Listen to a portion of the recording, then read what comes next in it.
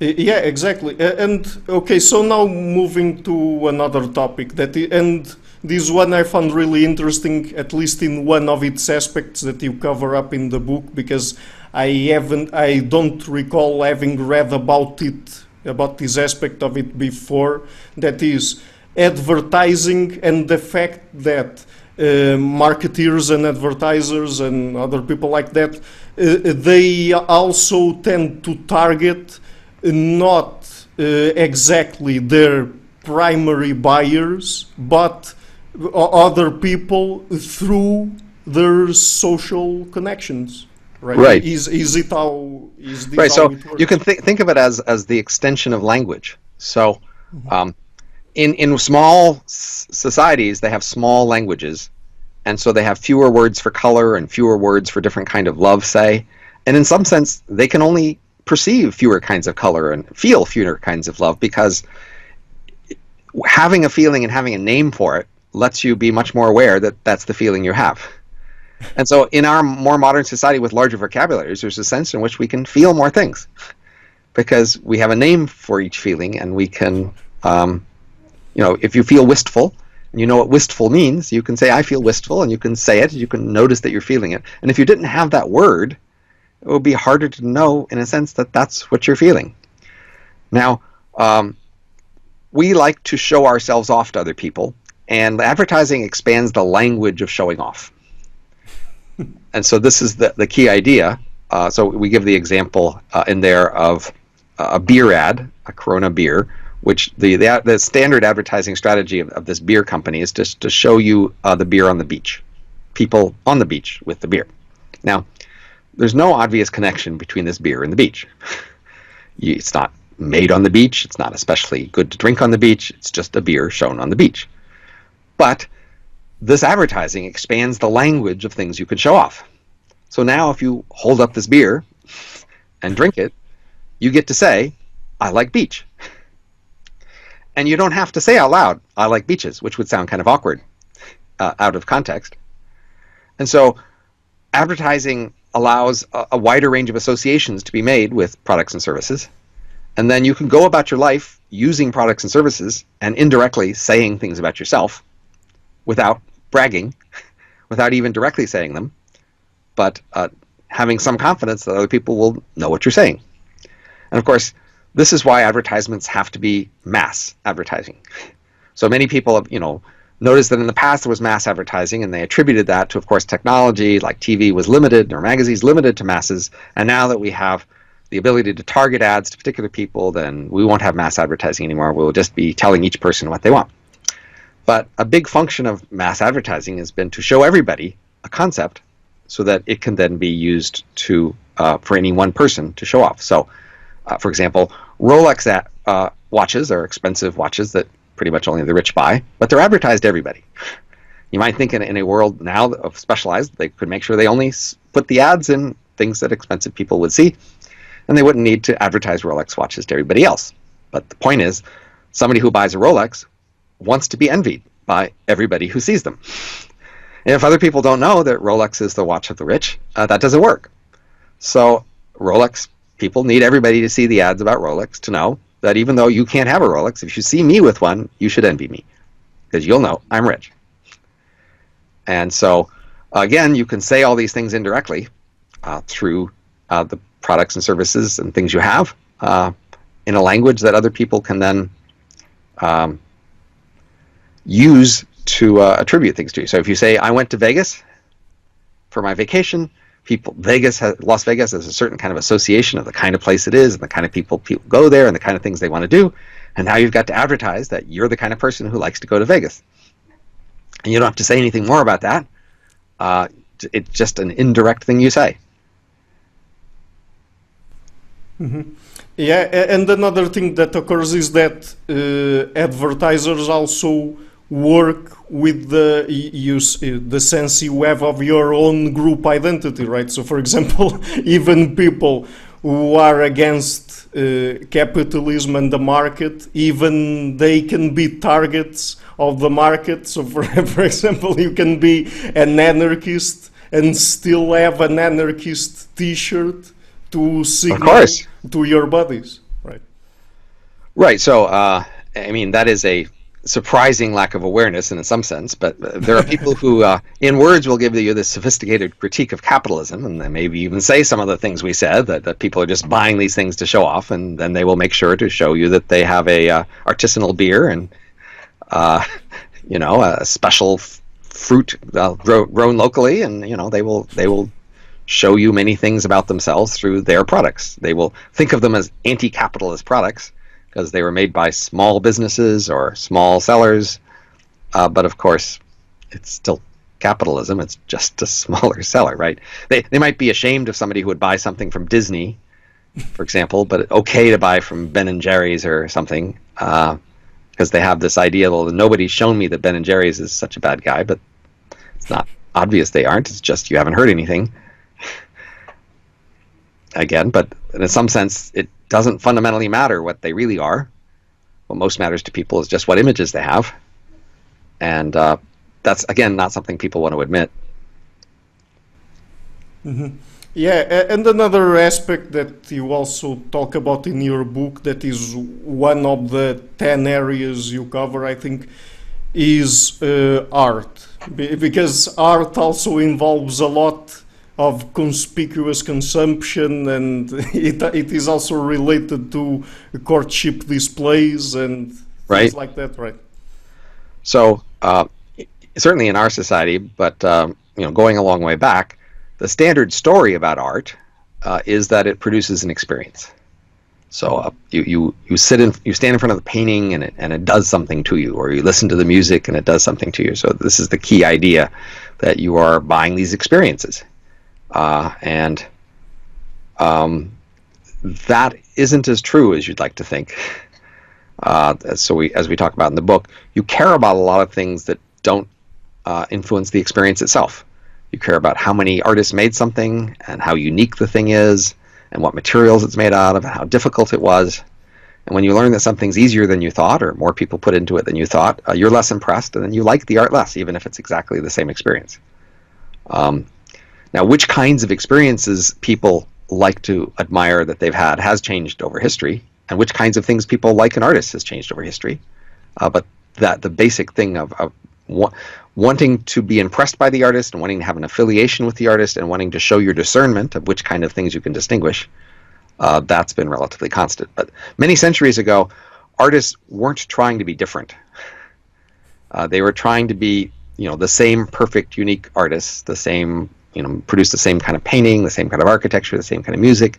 And what they aspired to was to be good enough to be the best at doing the standard thing. And that's what people wanted to affiliate with.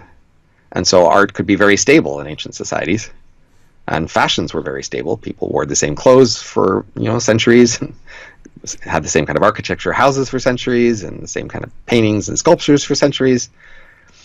And in our modern world, we put a lot higher premium on variety.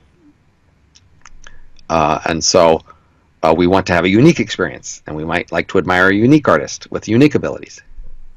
And that's an interesting fact about the difference between the modern world and the ancient world. But the idea that, you know, what you're really doing is wanting to admire the artist. As an artist, you want to be admired, and you want to, you know, make a connection with them, and in particular to show your discernment, that you were able to distinguish the better from the not so good. And that's been consistent for thousands of years.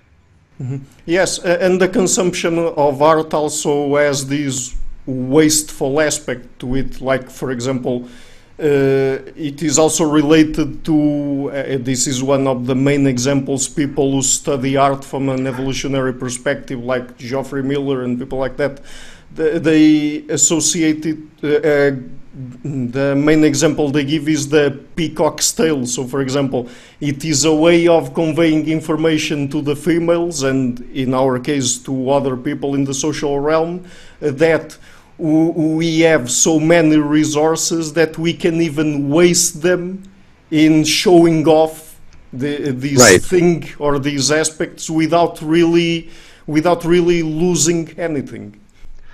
Right, so that's somewhat striking. So when we think about the ordinary conspicuous consumption, like having a fast car or a yacht, right, or a Park Avenue apartment, I mean, most people disapprove of that waste because they think, well, you know, what a waste that you're just spending on it just to show that you have the money. But when we get to art, people really do emotionally like the wasteful art. That is, you know, some people use their artistic abilities to make nice-looking couches, or interior decoration of apartments. They make pretty, you know, functional cars or boats. That is, even most artists in the world are designers who take the real things we use and try to make them nicer through their artistic ability. And those are not the most prestigious artists. In fact, they are called sellouts, or and they are denigrated by other artists and the public as not being real artists. A real artist wastes. A real artist wouldn't be making something useful, more pretty, more useful, more nice, more smooth, more elegant, easier to use. A real artist would be making something completely useless that they made in a very impressive way. You know, so it even comes in writing, right? So if you think of people write manuals, people write you know, instructions, people write menus, and that writing is not at all respected. People who write novels or people who write abstract books like ours, that's much more highbrow, exactly because it doesn't look very useful. And so to be able to have the time to write such a thing, and to have the time to read such a thing and to admire it, that all shows all those people of how they are more admirable people. And the people who, say, write instruction books, or people who read instruction books, you know, books about how to repair your car, how to plant a garden, that's considered lowbrow. And those aren't good writers. You see, a good writer wouldn't do that. Even in fiction, of course, people show they have the free time to, say, read science fiction or a murder mystery, and that's not the highbrow literature, you know, because you can read that for fun and you don't mind it so much. It's the difficult literature that you find it hard to read through. Most people would find it hard to push themselves through and keep reading.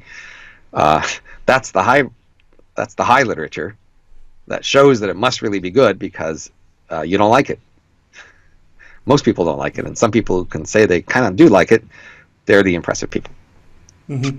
Yeah, and we already touch a little bit on this today earlier, but going back to charity, it's also a domain where even if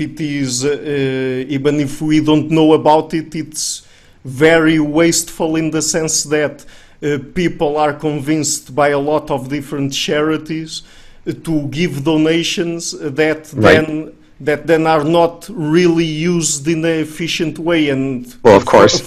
Unfortunately, nowadays we have the effective altruism movement that tries to, in a scientific way, convey the information to people who want to donate to charity, the charities that are the most efficient, because, I mean, people can even be led to go to a certain place and to serve soup to the poor and to the homeless, and that still isn't the most efficient way for them to help other people. Of course, I mean, we see this distinction in a lot of different areas, which is there's this ideal, charity is to help, and the people who are doing and giving to charity are helping more than other people. Yeah. They just aren't helping as much as they could. And so, but if other people really can't tell the difference, maybe they don't care.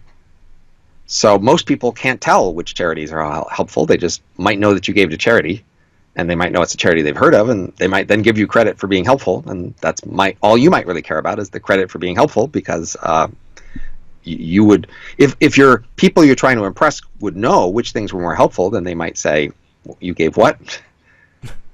You know, so for example, if you you know, you gave to charity and your charity was the Putin re-election fund,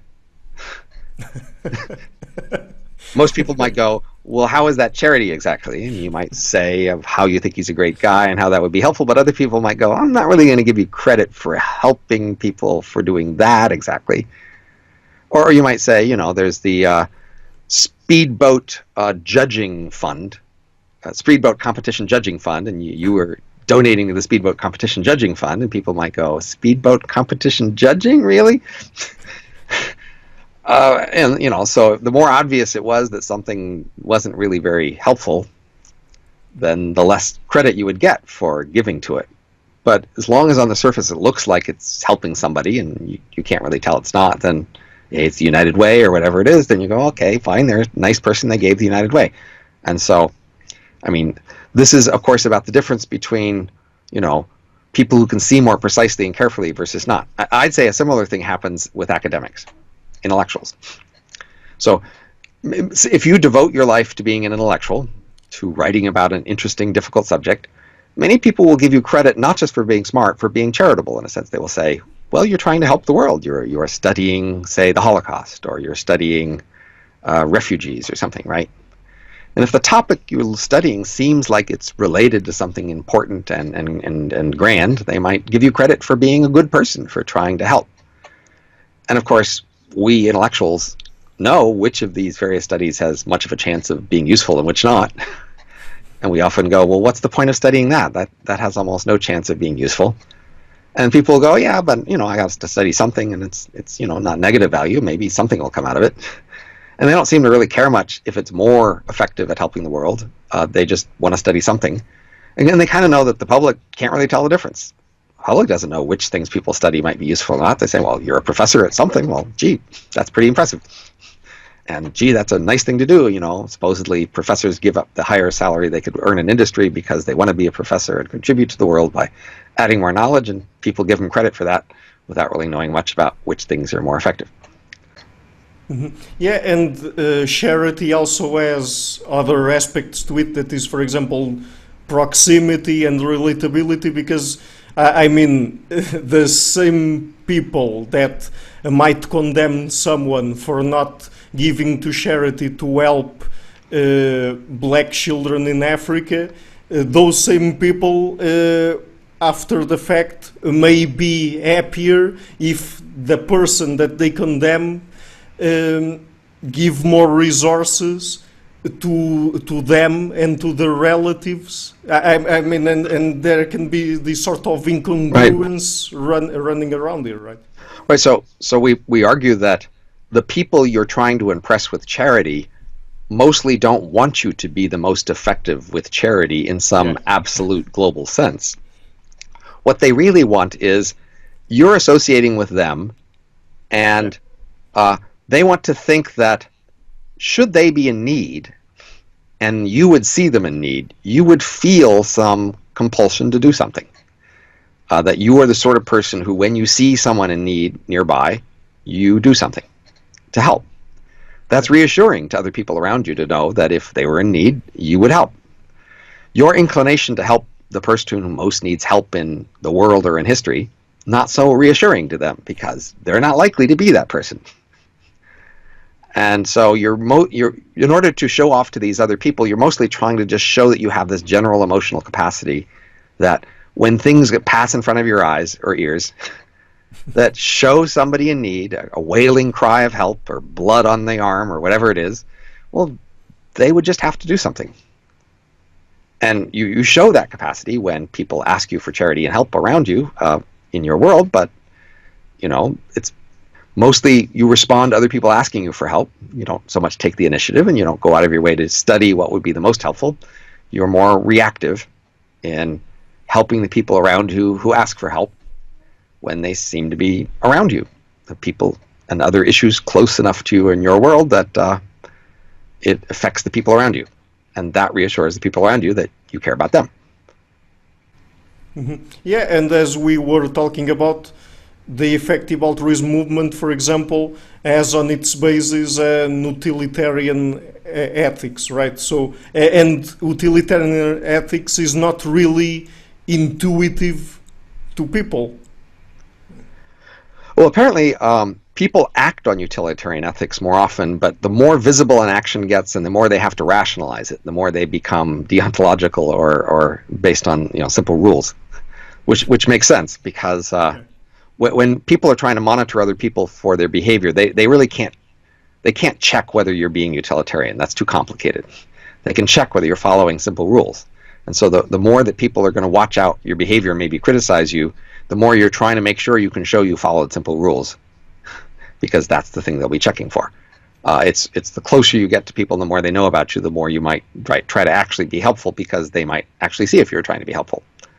Because, you know, if you have a close friend, say, and you say, you know, well, I have this rule, you know, I help people go to an emergency, but not if they just want to go something else. And you say, you know, I really want to go to this thing, could you help me? And you say, no, my rule says I only help people in emergencies. They might kind of notice, you're not really trying to help me, you just got this rule you're following. People closer to you could tell the difference between that, and you want to show them that you actually care about them. And so you're going to do the more utilitarian thing, i.e. help them more on things they care more about if it's cheap for you. Whereas for people far away from you who can't look at all that detail, you're just going to want to make sure nobody would tell a story that, like, somebody needed emergency help and you refused to help. That would be the kind of story that could get out there, and you want to make sure that story never gets out there. And so you're going to follow the rule that if somebody's in emergency and needs help, well, you help them then, but if it's not an emergency, you won't help. Mm-hmm. And that would just be a simple rule you'd follow to make sure that bad stories about you don't spread far and wide.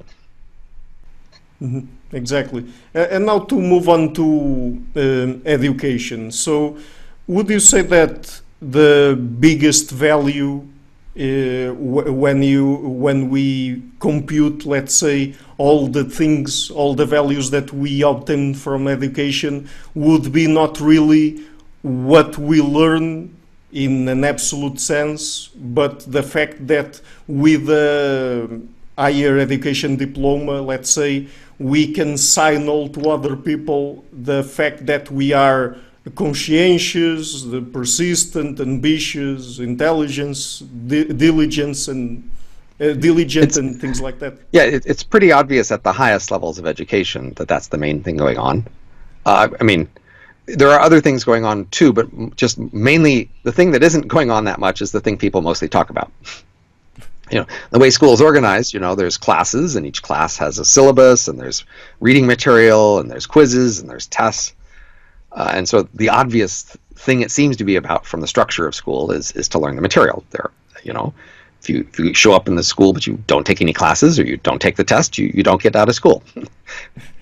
But you could, in principle, get out of school if you never met anybody else, or, you know, never did anything else but just show up for the classes and took the test or something. But in fact, you know, it's showing that you can do those things is the key thing. So, you know, there are many ways people are able to show that they know things without school. It's potential to just learn it at your own speed and your own way and take a test and show people, but people aren't very interested in that. They aren't very impressed by it. And of course, in school, people often, you can meet people, you can socialize, you can learn sort of habits of the culture of the people who go to school. You know, meet your potential mates. Those are all important things about going to school. And again, a lot of people kind of know this in private, but when we most officially talk about school, we forget it. And most education researchers study how to learn the material better, more, and faster. And they have come up with many ways that we could learn the material more and better, faster, and we've mostly ignored them. And this is true of lots of these other areas. We figure out better ways to be more effective in charity, more effective in politics, in medicine, and people mostly aren't very interested in the ways we've learned how to be more effective at giving the things we say we want, plausibly because we kind of know that we don't really want those things. We have other agendas, and that would be most, you know, especially vivid there in school. We have lots of ways to learn material, you know, more, faster, and we don't adopt them, and we aren't interested, even though we say school is about learning the material. Yeah, exactly. And I mean, I already had Dr. David C. Geary on the show, and I talked with him a little bit about this, because another important aspect that education and school has is the fact that in the modern world we have to learn to acquire a lot of different skills that are very distanced from our innate cognitive proclivities. For example, right? Mathematics, physics. I mean, it's very, very abstract in comparison to what we had to learn in more traditional societies. Right, but most of those abstract things are not things we actually use on the job. We mostly use the most abstract things to show off. So we don't actually need to learn physics and math, at least most of us. What most of us need to learn is the sort of things we can learn much more on the job, much more like our ancestors did. We're more using school, though, to show that we have this more flexible capability. So certainly, though, compared to our distant ancestor, we have to be a lot more flexible on the job, and we have to submit to a lot more dominance on the job. So, you know, centuries ago, you could submit to dominance while you were an apprentice, a young person, learn how to do it, and then keep doing it the same way for the rest of your life, and then never have to take an order. That was the usual way most people did their jobs through most of history. They had to take orders and be instructed when they were an apprentice learning how to do a thing, but then when they knew how to do it, they never had to change how they did it through the rest of their life, and they never had to take orders from anybody how to do it. So, but today, our jobs change far more rapidly, and we have to take a lot of orders. We are organized much more complicated structures where other people need and do tell us that we're wrong, and we have to stop doing it the old way and must do it the new way. They tell us we're not as good as somebody else. We have to take orders from somebody else, and we have to change how we do things. And so in that new world, the old habits of how you learned how to do things didn't work. And so school does help us acclimate to that new world, because at school you're constantly being told to do new things in new ways with ambiguous instructions and require, taking orders. And we extend that into adulthood, and now we've got adults, basically, 22-year-olds, who are adults certainly for all ancient purposes, still in this mode of being told what to do, being given ambiguous instructions, being told that the way you did it last year is not good enough, now I have to do it a different way. And school helps in general with that attitude switch, although the specific things you're learning in school are not very useful. Mm-hmm. Yeah, so I wanted to ask you, because here in Portugal, I think that it was at the University of Lisbon, I'm not sure, but some professors created a course on general studies. That is, people learn a little bit of literature, a little bit of mathematics, and then they can choose the disciplines throughout the 3-4 year course. I'm not sure if it's 3 or 4 years. And they say that at least for most jobs, most occupations, employers show a lot more interest in people that go through that kind of education instead of people that take highly specialized courses that then don't really grant them access to a career that they would like to be on, because with people that know how to write, that know of basic statistics and so on, when they get there, most of what they have to learn to perform their jobs, they learn after they start working at the specific place. Well, I don't know what would you have to say about this. Well, it's certainly true that people don't need to specialize in college, say, for most of the jobs they will take. But if the main point of school is to be impressive, the question is, how impressive are these general studies? So I'm afraid that at most colleges, the less specialized plan of study is less impressive. That is, it's just they don't require as much. And so because of that, people have learned not to be impressed so much by those people. So the hard part would be to make a general plan of studies that's hard. That's so hard that most people fail. And that it's only the people who really stick with it and are really good that could succeed. Now, then the employers would be especially interested. All right. Now, there are things like that. So you might say being an entrepreneur is that. You have to do, basically, you can't specialize being an entrepreneur. As an entrepreneur, you have to be able to do lots of different things. That's what it is to be an entrepreneur. In a big firm, people specialize, and you do one thing. In a tiny firm, you have to do everything. And so in some sense, showing that you were an entrepreneur is showing that you have that general studies. You were able to do a lot of things, but being an entrepreneur is hard. Yeah. It's not just taking some general classes at the low bar. It's so often the general studies is you're taking like the intro classes of everything, and the intro classes aren't so hard. But if you could make a general studies that was hard, well, and of course one way people do general studies by being hard is to take double or triple majors. If you can show that you can do the most advanced classes in 3 different subjects, well, that's pretty impressive. And that's kind of like being general too. So again, you have to focus on what is the actual function, is to show off. And so I think innovation in school has to focus on what's a way of showing off that people in the past haven't been able to do as well. How can my school, my program, take a kind of impressiveness that people have potentially, and that we could accentuate and show and shine, that other schools haven't been able to distinguish. So for example, just arguing verbally. Most school is written. So if people are just really good verbally, they just aren't able to show that off very well in most schools. Could you make a school that focused on the verbal, that focused on the ability to be quick on your feet in conversation and to engage and explain things and discuss things? I would say that's an opening for a school that isn't there now, and potentially a new school could fill that niche, because you are showing a thing people have, you are showing off, and current schools don't show it off very well. If school is really about showing off, that's how you should think about educational innovation. Whereas people usually think, how could we help people learn more material better, faster? And if school isn't about learning the material, it's just the wrong way to think about school innovation. You should think about what's a feature of people that you could show off. Mm-hmm.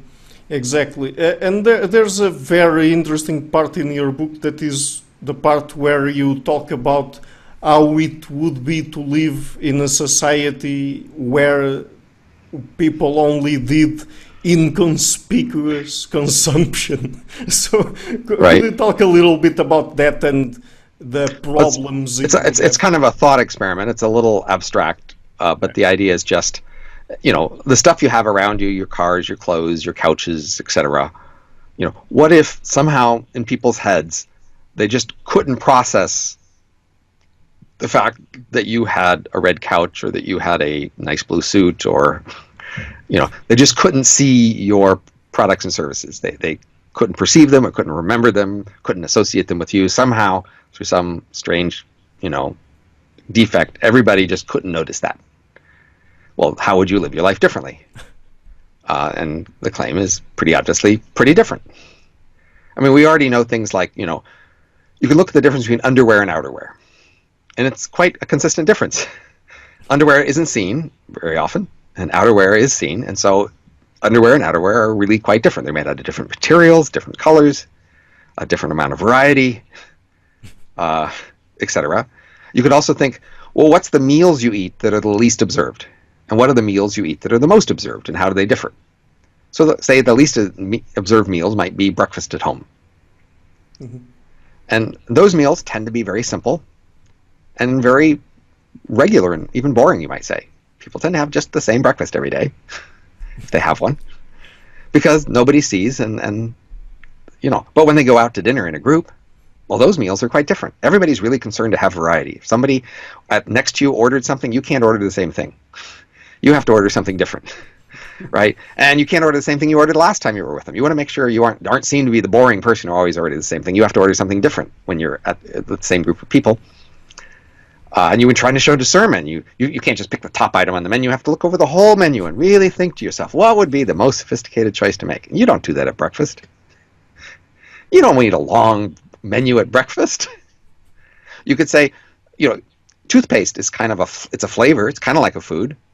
Aren't you bored with always having the same toothpaste every morning? Shouldn't you have like at least a dozen different kinds of toothpaste flavors for every morning? You can have a new flavor for toothpaste, because you don't want to get bored with your toothpaste flavor, do you? People don't mind being bored with their toothpaste flavor. It's not a problem at all. They'll have exactly the same toothpaste flavor every day for a year. Why are they so tolerant of, you know, the sameness in toothpaste or breakfast, and so intolerant at dinner with a group? Mm-hmm. Yes. Okay, so now perhaps moving on to medicine. We already again talked a little bit about this before, but there's this thing about the conspicuous effort that health professionals have to do in order at least to try to reassure people that they're doing something visible to try to solve the issue there, even if what they're doing, they know that it will probably not do anything about it. So let's talk about medicine, and then after that, maybe we can jump up to a more abstract discussion of this entire area that we've been talking about, as opposed to going through specific things. Yes. So in each of these areas, there's the supplier, the doctor who supplies medicine, the lawyer who supplies law, say the politician who supplies politics, and the supplier's motives is relatively easy to understand. When we talk about hidden motives, the suppliers don't so much have hidden motives. The politician wants to get reelected.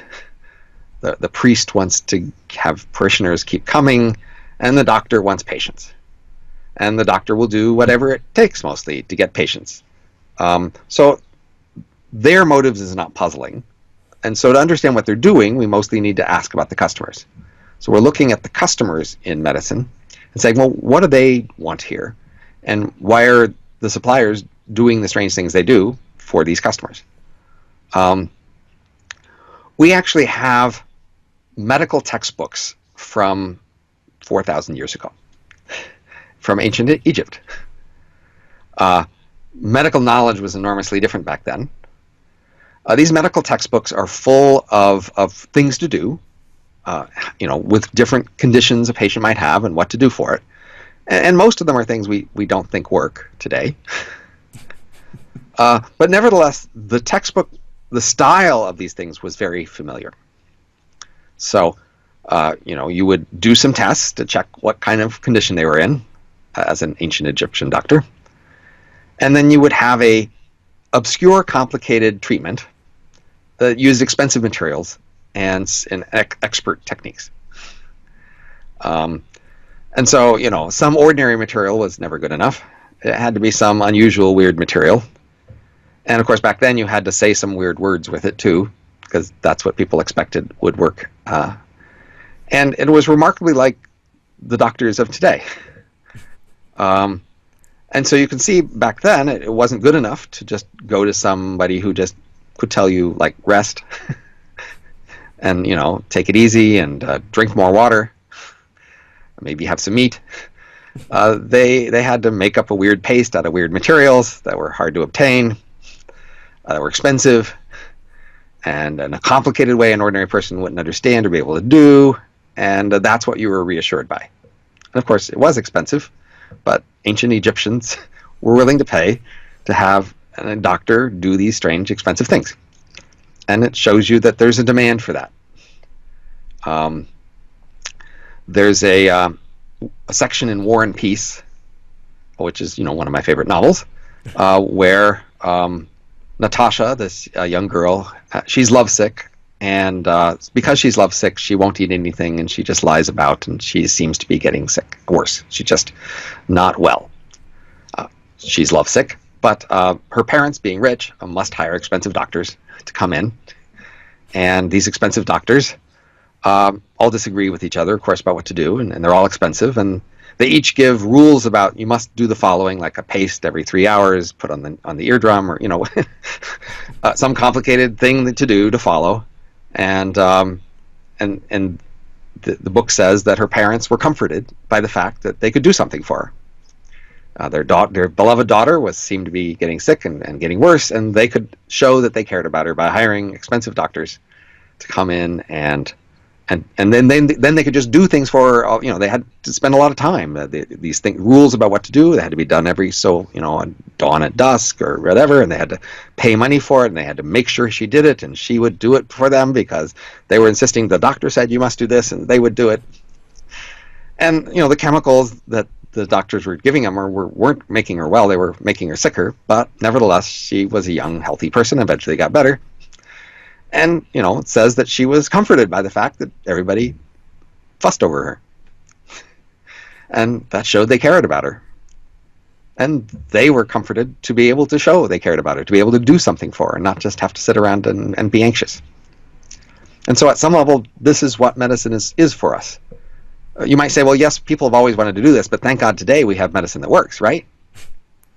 Well, yes, we do have medicine that works, but we also use a lot of medicine that doesn't work.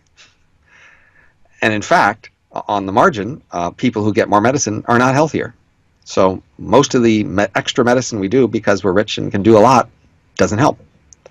And this is shown in variations across regions and randomized experiments where some people were just given more medicine because they had cheaper prices. A lot of consistent data shows that people who get medicine are not actually healthier. But they do feel cared for. So make the analogy to a Valentine's chocolate. So on Valentine's, we have the tradition that you have somebody you love and you give them chocolates to show that you love them. Now, when you give them a chocolate, how many chocolates do you give them? Do you ask yourself how hungry they are when you decide how many chocolates to give them? Well, no. It's not about hunger and nutrition. It's about showing that you care a lot. So you buy as many as you need to show that you care more than somebody who doesn't care as much about as you do. And you ask, well, what brand or type of chocolate should I get? And you'll realize that you have an incentive to give the kind of brand of chocolate that everybody thinks is good. And if you have a private signal about what you think is actually a great kind of chocolate, or they have a private signal, they will mostly ignore those signals for the purpose of deciding how generous you are. You're trying to be generous by giving the thing everybody thinks is good as, say, expensive or high quality, and they'll give you credit for having given those things. And so similarly in medicine, we're not actually paying much attention to what's effective. And even if we privately are given information about what's effective, we don't pay much attention to it. We are mainly wanting to get the kind of medicine that everybody gets, so that we can show them we care about them. We can let everybody show they care about us. So in the Valentine's chocolate example, sometimes people don't have somebody to give them chocolates on Valentine's, but they might buy themselves some chocolate and leave a box on the desk at work. Why? Well, they'd like to be thought of as the sort of person somebody cares about. It's reassuring to know that you're getting the same kind of care everybody gets, everybody who's cared for. So you're cared for too. Yeah, but aren't there also studies that indicate that people who have a disease have a better prognosis if they are in a better mental condition, and so if they're getting support from other people and they are somewhat reassured by their physician, their doctor, that they're getting a good treatment, that could be a way by which they can get real objective results, even if the medicine, let's say, doesn't work. Right, but you have to realize that the data say that on average, people who get more medicine are not healthier. So that average is an average of positive and negative effects. One of the positive effects is the one you mentioned, that merely getting more medicine makes you feel loved and cared for, and you relax and feel reassured. If that is helping, it's being countered by something else that's hurting, on average. Now, not in each case. I mean, these are averages over lots of treatments. We know of many particular medical treatments that seem really useful. Like if you get a gunshot, you should really go to a hospital and have them looking at it. I'm really quite confident, if you get a gunshot. And certainly, the low birth weight baby, there are a number of very specific treatments where we seem to be pretty good at it. Broken bone, if you've got a bone sticking out of your leg, I do recommend you have somebody look at that. But the overall aggregate data that people who get medicine aren't any healthier says that there are other contrary effects going on, other ways where people who get more medicine are hurt. So it's not just some things do nothing and other things help. I'm afraid there's a third category of things that hurt. So for example, many people acquire infections in hospitals. They come out of the hospital with something they didn't go in with because they get it at the hospital, because the hospitals aren't perfect. There's other sick people there, and you can catch something from somebody else who's sick at a hospital. That's a way in which medical treatment makes you worse. And in addition, doctors make mistakes, nurses make mistakes, and that hurts a lot of people. So the net effect apparently is you aren't any healthier if you get more medicine, and even if somebody else is paying for it, you lose a few days a year of free time,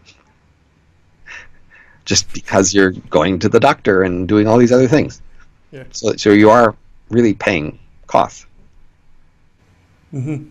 Yeah, that is really interesting. So now let's talk then a little bit about the more general aspects of all these things. I'm curious. I'm a little bit curious here.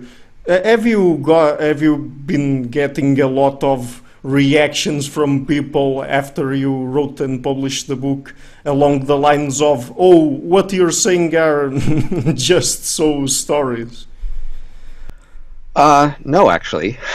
Oh, that no. is, I don't get very much skepticism about our claims. I mean, I get skepticism of the form, that's plausible, but you haven't shown it well enough. You haven't considered enough other possible evidence or other possible hypotheses. And so people think, of course, as we have, since we go over 10 areas with 10 chapters, each area only gets one chapter. So clearly we can't give it as thorough a treatment as you might get in a book or a library of books.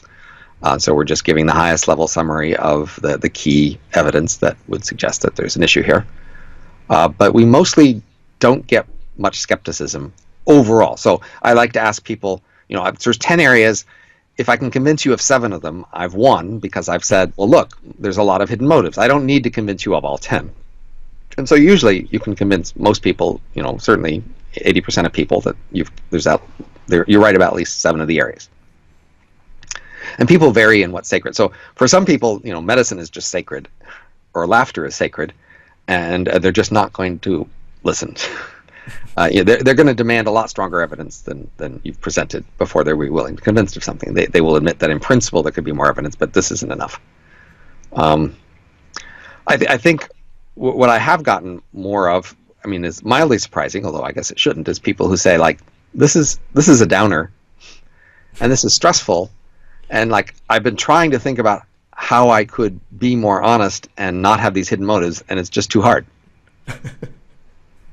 And it is really hard. And so, and in fact, we aren't presenting this as a self-help book, and we aren't recommending that you try to eliminate all of these hidden motives. That's just beyond your or anyone's capacity. You can't even eliminate half of them, I'm afraid. That's because it's not really possible, right? It's just a question of being aware of them and trying to direct our actions toward more positive, productive things, perhaps. Sure, but many, even most of us, you know, have this norm of, I'm in charge of myself, and I'm not a hypocrite, and if I ever see that I'm a hypocrite, I'm going to fix it, right? And that's a pretty common norm. Few people will embrace the concept of there being a hypocrite. I mean, there are people who will, but most people, a great many people, it's really important to them that they be honest with themselves, even if not with others, about why they do things. And so if I point out that they've been so far dishonest, well, this is stressful for them. They want to know, well, how can I do this? And the news that you can't is not very reassuring. So this book is intended mainly for, say, social scientists and policy analysts to be helping you understand the world of humans and how you should understand that world and how you should perhaps do policy reform to make that world better. We're not trying to tell individuals that they should overcome these things. In fact, you know, most plausibly, people are born with these hidden motives and this habit of not seeing them because that's in their personal interest. It's probably typically not a good idea to know about these things. You were built not to know, and you are worse off knowing in a typical situation that evolution had anticipated. So the reason to do otherwise is if, you know, evolution didn't anticipate your world, and your world is a world where you really need to understand things better, or whether you are just a specialist in needing to understand something about motives. You might be a manager or a salesperson, where if you misunderstand motives, it'll really go badly. And so then, and those things, it's less about understanding your motives than about other people's motives. And so I've focused on other people's motives. I'll have to say, I personally don't lose much sleep over whether, you know, I'm honest with myself about my motives. I'm mostly going to like look at the average motive and assume that's me. If most people are doing this to show off, fine, I'm doing it to show off, you know, etc. Now, that's the hardest for me and the most sacred things to me, right? So me as an intellectual, say, writing papers, writing books, I think of myself as somebody who's trying to understand the world and trying to reveal the truth and tell people. And if my book and other people say, well, you're really just trying to show off and make people like you, I'm going to go, okay, I guess that makes sense. But I'm not going to like bring that into each moment of each particular thing I'm doing, because that's beyond my capacity and doesn't necessarily help.